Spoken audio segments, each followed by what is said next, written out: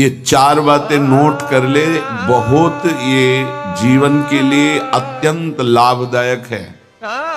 जब आपका मन आपको परास्त कर रहा है, जला रहा है, वो जलन सिर्फ मन को प्राप्त हो रही, आपको नहीं। आप बिल्कुल दूर हैं, आप दृष्टा हैं, आप साक्षी हैं उसके, आप स्वामी हैं उसके। यदि आप स्वीकृति नहीं देंगे तो आपसे पापाचरण नहीं करा पाएगा। आपको डरना नहीं कि अब मन में काम आ गया, क्रोध आ गया, आपको मेरी दुर्गति हो जाएगी, बिल्कुल नहीं। ये 4 बातें बहुत जल्दी मन को प्रभु में लगा देंगी। अगर आप पकड़ पावे, ना पकड़ पावे तो भोगे, फिर आपका मन आपको जलाएगा, फिर आप रोएंगे, चिल्लाएंगे, भागेंगे। कहां भाग के जाओगे? जो संसार में फंसे हुए जन है वो तो भाग के यहां आ रहे हैं श्री जी की शरण में। यदि आप अपने मन को संभाल नहीं पाए तो फिर कहां भाग के जाओगे? इन्हीं की शरणागति से तो निर्विकार हुआ जाता है, निश्चिंत हुआ जाता है, निर्भय हुआ जाता है। इनके चरणों को छोड़कर कहां निश्चिंतता होगी, कहां निर्भयता होगी? पहला, बिल्कुल ये जीवन की वो दवा है जिससे आप बिल्कुल ठीक हो जाएंगे यदि ये जीवन में उतार लें। हृदय में लिख लो, दिमाग में लिख लो, किसी नोटबुक में लिख लो, जो आप रोज स्वाध्याय करें। पहला, जहां जहां मन जाए, जिस वस्तु व्यक्ति स्थान में, तत्काल अपने प्रिया प्रीतम की भावना कीजिए। ये राधा वल्लभ, क्योंकि ये व्यक्ति पहले भी नहीं था, बाद में भी नहीं रहेगा। बीच में जो व्यक्ति दिखाई दे रहा है, ये व्यक्ति नहीं, मेरे प्रभु है। वस्तु नहीं, मेरे प्रभु है। ये स्त्री नहीं, ये प्रभु है। ये पुरुष नहीं, ये प्रभु है। ये पापी नहीं, ये प्रभु है। ये महात्मा नहीं, ये प्रभु है। मान लो, सवाल हल हो जाएगा।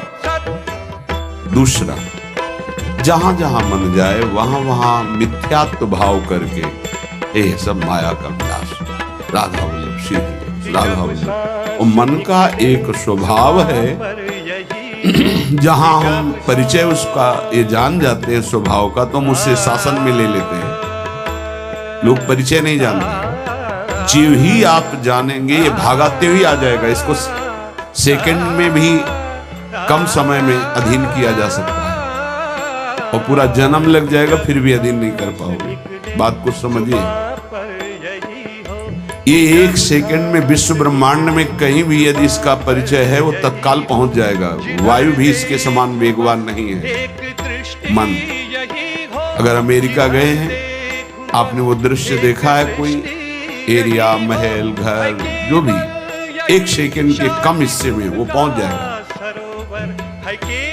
ऐसे मन को प्रभु में लगाने के लिए जहां मन जाए, और जाना कि गया, इतना सावधान साधक होना। गया वो तत्काल आ जाएगा, उसको बुलाना नहीं पड़ेगा, वो तत्काल लग जाएगा। राधा वल्लभ श्री हरिवंश, राधा वल्लभ श्री हरिवंश, राधा वल्लभ। हो सकता है 5 बार न कहे पाओ, फिर भाग जाए, फिर उसे लाना है। इसे कहते हैं अभ्यास योग।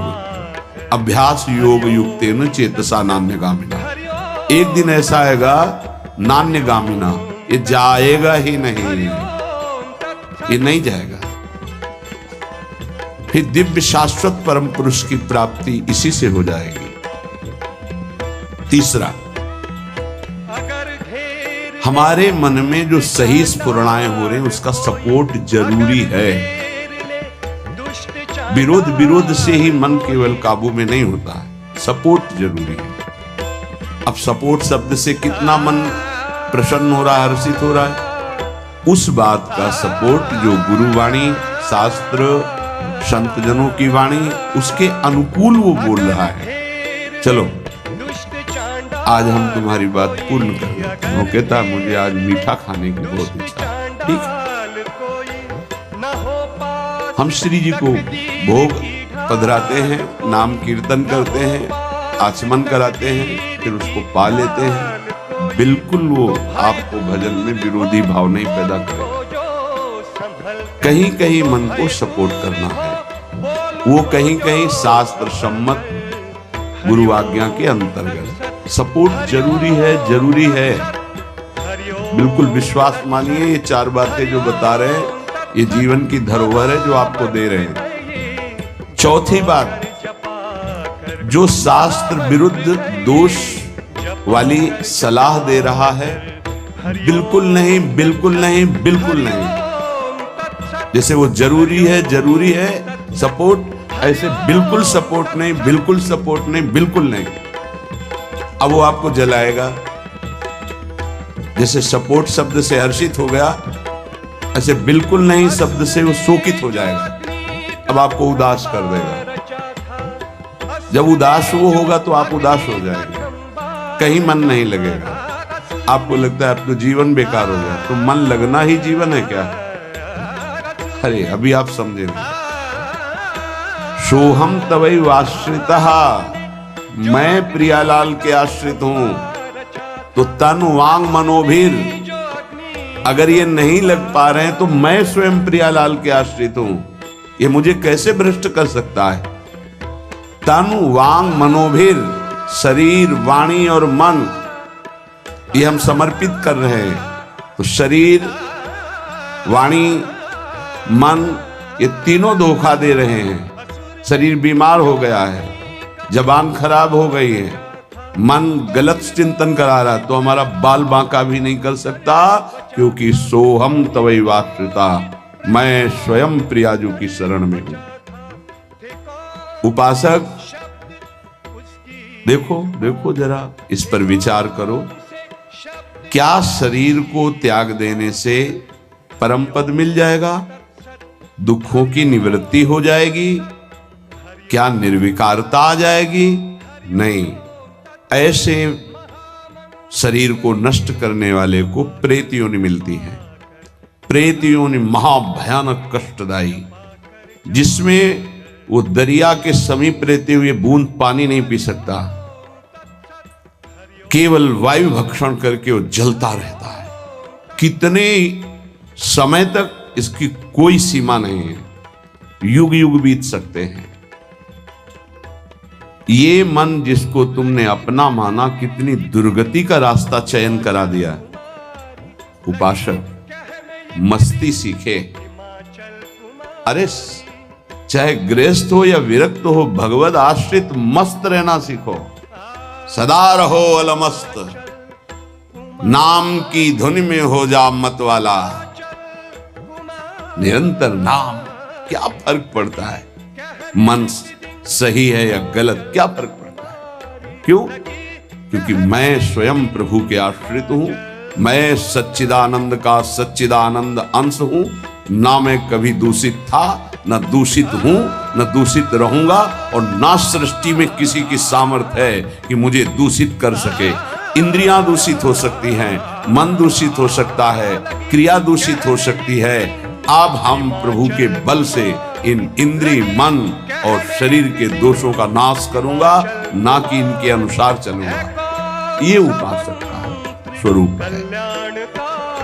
व्यथा इंद्रिय प्रमथन स्वभाव वाली, मन प्रमथन स्वभाव वाला, इनके मथित होने पर, मनमथ नाम है काम का, वो इनमें बैठ करके ऐसा प्रमथन करता है, ऐसी व्यथा उत्पन्न करता है कि साधक का तदात्म भाव होने के कारण वो असहनीय हो जाता है और वो गलत संकल्प और चेष्टा में उतर जाता है। इसी को सह गया सो महापुरुष।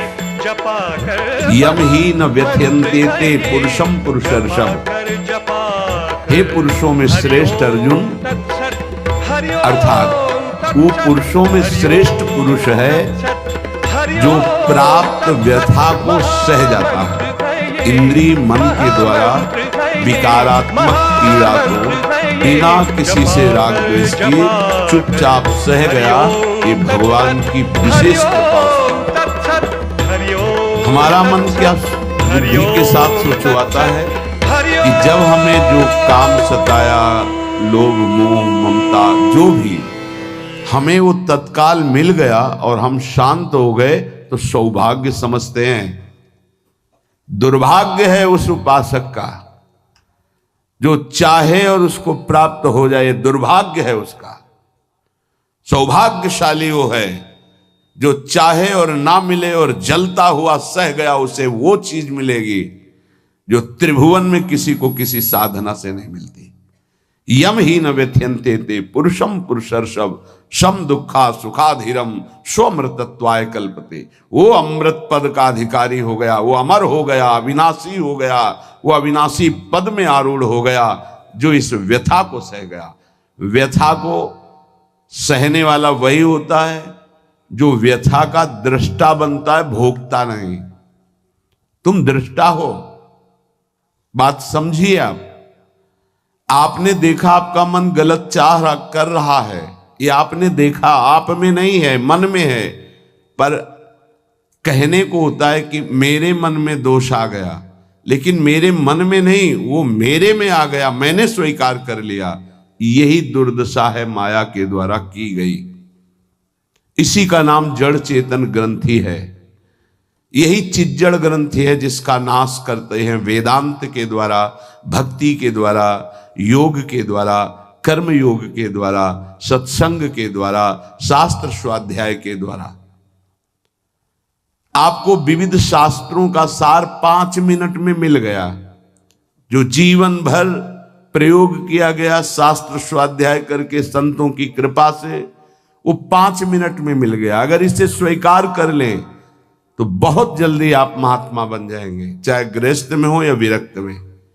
महात्मा का संबोधन स्थिति से है, बाहरी किसी पद पदवी से नहीं। स्थिति होती है, उसे महात्मा कहते हैं। महात्मा शब्द भगवान के आगे भी लगता है, महात्मा श्री कृष्ण, ऐसा कई बार महाभारत में संबोधन हुआ। महापुरुष भगवान को कहते हैं, वंदे महापुरुष ते चरणारविंदम। जो भगवान में तन्मय हो गया वो महात्मा, जो भगवान में भगवत भाव को प्राप्त कर लिया वो महापुरुष, अर्थात भगवान और भगवान के जनों में अभेद स्थिति हो जाती है। अगर ये आज जो चर्चा हो रही इसको आप अपने जीवन में नहीं धारण कर पा रहे तो दुर्भाग्य है, जलोगे, रोगे, परेशान कर देगा तुम्हें मन। इसको बहुत बार सुनना। एक एक शब्द ये अमृत है, ये जीवन का सार हम आपको बता रहे हैं। मन से लड़ने की ये युक्तियां हैं जिससे साधु अपने मन को भगवान में लगाकर शांत करता है। जब हमारा मन भगवन्मय होने लगता है तो उसमें भाव का प्रादुर्भाव हो जाता है। फिर ये जो अभाव है इसी से कामनाएं प्रकट होती हैं। शब्द को पकड़ना, मन में सुख का अभाव ही भोगों की कामना पैदा करता है। मन में भगवद भाव ही निर्विकारता की स्थिति प्रदान करता है। जब आप इन 4 सूत्रों का प्रयोग करके मन को भाव में ले आएंगे तो यही मन जो आपको रुलाता है यही नचा देगा। पायो जी पायो मैंने राम रतन धन पायो, नाच पड़ोगे कि वस्तु अमोलक दी मेरे सतगुरु, निष्दिन बढ़त सवायो, रात दिन आनंद बढ़ रहा है, सदगुरु ने निहाल कर दिया। किसी को ऐसा लगता हो कि हाथ रखने से ये विकार नष्ट हो जाते हैं, आज तक हमने कहीं शास्त्र में नहीं पाया ऐसा, कई संतों से ऐसा नहीं पाया। सबने उपदेश दे करके, कृपा शक्ति दे करके साधन में लगाया और उसको परिपक्व किया, उपासक को बलवान बनाया। अगर ये आशीर्वाद से होता तो उपदेश ना देकर सबके हाथ माथे पे रख देते, भगवान सबका मंगल करें, सब निर्विकार हो जाएं। कभी ऐसा नहीं हुआ है, ना ऐसा हो सकता है। हम जब संतों के वचन पर श्रद्धा करते हैं और उसको स्वीकार करके आचरण में लाते हैं तो वही आशीर्वाद हो गया कि हमारा पुरुषार्थ सार्थक हो गया। हमारा प्रयत्न गुरुदेव के वचनों के अनुसार, प्रयत्न की शक्ति गुरु कृपा, तो आगे जो भक्ति का रंग वो गुरु कृपा, मोक्ष जो वो गुरु कृपा, भगवत साक्षात्कार गुरु कृपा। पर उसमें हमारी पूरी शक्ति उनकी आज्ञा पालन में लगी है, इसीलिए प्रधान कृपा हमारी हुई। हम प्रधान कृपा अपने ऊपर नहीं करते, और तो सहायक कृपा सब है। भगवान की कृपा मानो देह मिला, सत्संग मिल रहा है। गुरु की कृपा स्वीकार किया, मंत्र दिया, नाम दिया, उपदेश कर रहे हैं। शास्त्र कृपा हमें सुलभ मार्ग, भगवत मार्ग, उससे नाना प्रकार के बचाव पक्ष की बातें, उसमें आसक्त होने की बातें दोनों बताई गई। परमार्थ में कैसे आसक्त हुआ जाता है, परमार्थ में कैसे बचा जाता है, शास्त्र कृपा भी है। अपनी कृपा हम नहीं कर पा रहे हैं। अपनी कृपा, अब हमको इस संसार समुद्र से मुक्त होना है, डूबना नहीं, इसमें पार जाना है। अब मुझे वही करना है जो मेरे गुरुदेव कहते हैं, शास्त्र कहता है। अब इसके विपरीत नहीं, ये अपने ऊपर कृपा हो गई। कोई बिरला समझ पाता है गुरु कृपा को। हमारी सदैव दृष्टि पार्थिव रही है, व्यवहारिक रही है, लौकिकी दृष्टि रही है, इसीलिए हम गुरु की बात में भी लौकिकी, व्यवहार की, स्वार्थपना देखते हैं। नहीं नहीं, ये केवल आपके लिए है। आपको दुलार करना या डांटना, आपको अपना मानना, अधिक प्यार दिखाना, आपके मन को चुराकर प्रभु में लगाना है। उस मन को ऐसे आसक्त किया जाता है, भय दिखाकर, प्रलोभन दिखाकर, दुलार करके, कि आपका मन श्री जी के चरणों में ऐसे समर्पित हो जाए कि आप निहाल हो जाएं, आप सुखी हो जाएं। अंदर की बात यही होती है। कभी सैकड़ों बार देख करके, मिल करके आपको दुलार करना, कभी वर्षों आपकी तरफ बिल्कुल न देखना, न संभाषण करना। क्या समझते हो आप? पहले आपको प्यार करते थे, अब नहीं करते। पहले आपको प्यार का व्यवहार दिखाई देता था, अब तुम्हारे ऊपर वास्तविक प्यार की वर्षा हो रही है, जो ना देखकर, ना बोलकर भी अंदर से चिंतन करते हुए तुम्हारी चित्त वृत्ति को भगवदाकार किया जा रहा है। कहीं तुम पांच भौतिक शरीर में आसक्त ना हो जाओ। अगर पांच भौतिक शरीर में आसक्त हो गए गुरु के, तो शरीर छूटने के बाद तुम्हारे मन में आएगा अब मैं अनाथ हो गया। नहीं, तुम ऐसे बलवान बनो, ऐसे गुरु आसक्त बनो कि तुम्हारे अविनाशी गुरुदेव का परिचय तुम्हें प्राप्त हो जाए। मेरे गुरुदेव प्रियाजू की नित्य सहचरी हैं, वो कैसे मर सकते हैं? वो हमारे भाव में हैं, वो हमारे संग हैं, हमारे आसपास हैं, वो जागृत में हैं, वो स्वप्न में हैं, वो सुषुप्त में हैं। मैं कभी अपने गुरुदेव से एक पल भी अलग नहीं होता। ये स्वरूप है।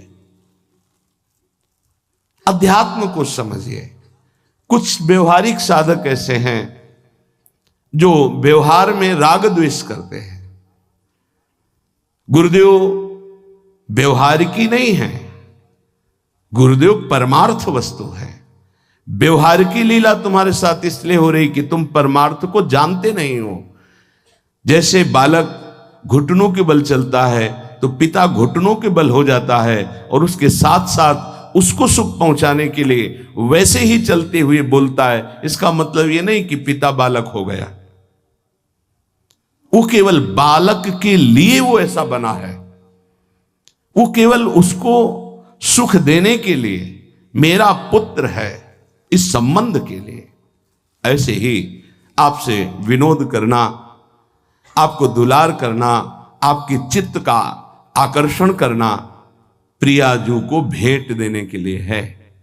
तुम्हारा तन, तुम्हारा मन, तुम्हारा जीवन मेरी लाडली का बन जाए इसलिए है, मेरा बन जाए इसलिए नहीं।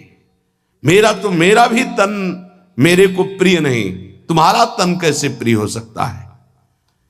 मेरा तो मेरा मन प्रिय नहीं, तुम्हारा मन कैसे दुलार करने के योग्य हो सकता है? इस रहस्य को समझोगे तो परमार्थ के दिव्य पथिक बन जाओगे। मन, तन, प्राण और मैं स्वयं प्रियालाल का हूं।